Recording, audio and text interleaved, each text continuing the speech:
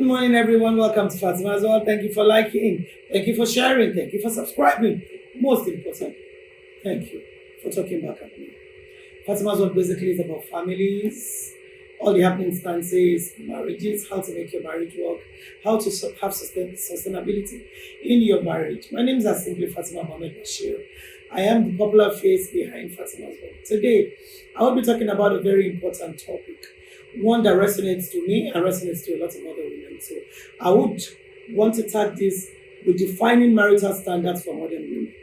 You heard me right. We want to define the standards that we have modeled women, against. We're saying, oh, this is the prototype of what an ideal wife should be. Fatima is saying that I beg that we should redefine these marital standards for a modern day woman.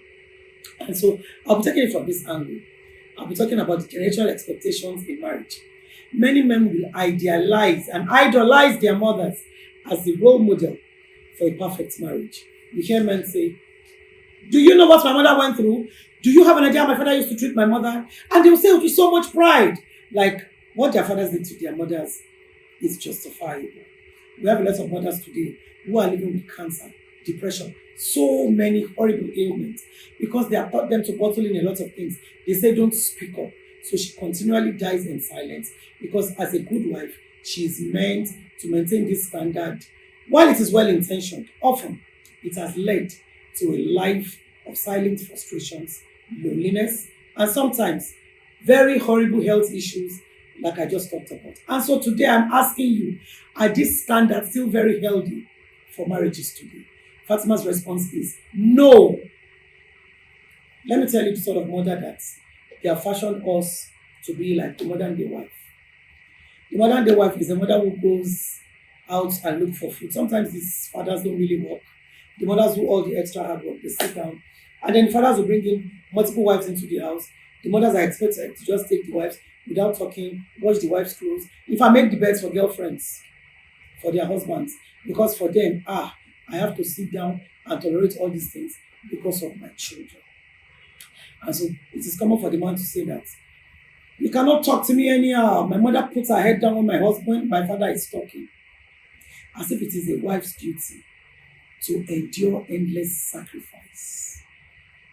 So I'm saying, for the men, I'm asking you a question. Are you honoring your mother by expecting us, your wife, to behave exactly like your mother? By expecting us to have same standard as your mother? Or you just want to repeat a cycle that didn't fully well serve your mother? I know wives who are not particularly pleased at what their husbands is doing, but because they want to show themselves as very good wives, they don't complain, they keep quiet. No matter what their husband does, it's okay. They die in silence, they end up becoming very depressed wives. Sometimes I like to call them a association of frustrated wives. They end up being very depressed, and then all of the sacrifices they have made, they don't have very good health to enjoy it. The admiration for a mother's selflessness is second to none. I appreciate mothers because we're naturally very selfless people. But it is sad how people look at these silent sacrifices as the prototype of the ideal wife. It is not the prototype. No. Because this prototype is often at the cost of an emotional well-being of the woman. I keep saying all the time, go to psychiatric hospitals. You have a lot of women there. So this brings me to talk about the hidden realities of previous generations. The hidden realities of previous generations.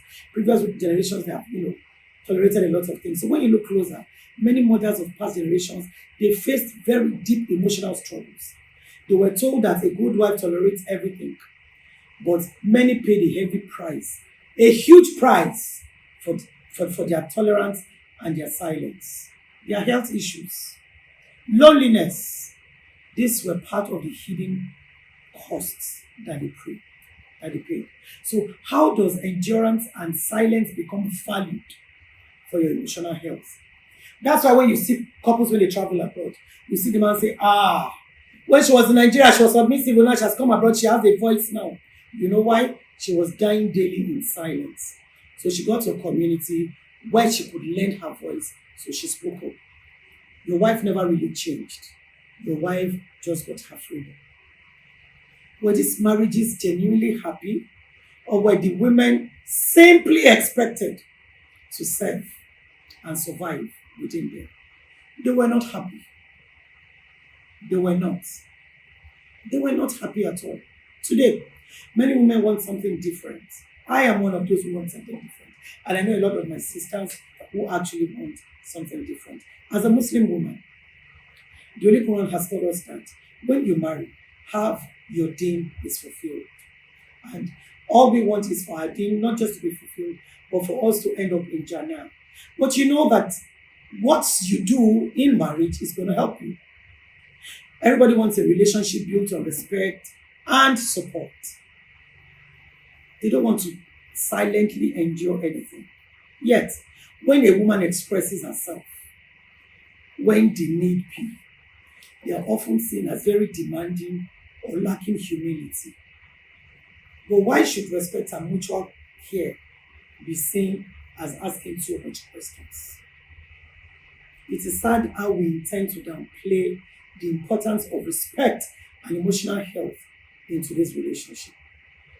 Why women's boundaries are sometimes misunderstood as demanding or ungrateful is so sad. And this brings me to why we need to redefine what it means to be a good wife. Instead of, the endless, unnecessary sacrifice, let us prioritize mutual respect, communication, care qualities. Let us be real so we can have lasting strength to our relationship. Equal partnership. It should replace self-sacrifice.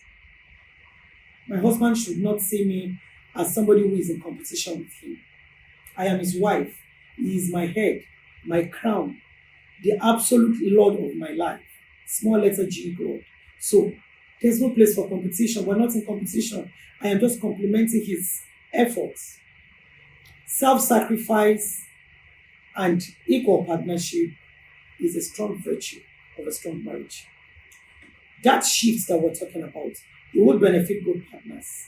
It will also help future generations. I hope that today's topic has challenged us to have a rethink about the outdated marriage standard. We can honor strength of a previous generation while striving for healthier and more balanced relationship that will support both partners. I do not know what your thought is, but I would like to hear from you. What do you think the standard for men and women in a relationship should be? And if this topic resonates with you, share it with other people as normal. Rush into my inbox, tell me the opinions that you have, and then we can judge it together. Thanks for staying with me on Fatima's World. Thank you so very much. I love you. Watch this space. We have more interesting episodes coming up. God bless you.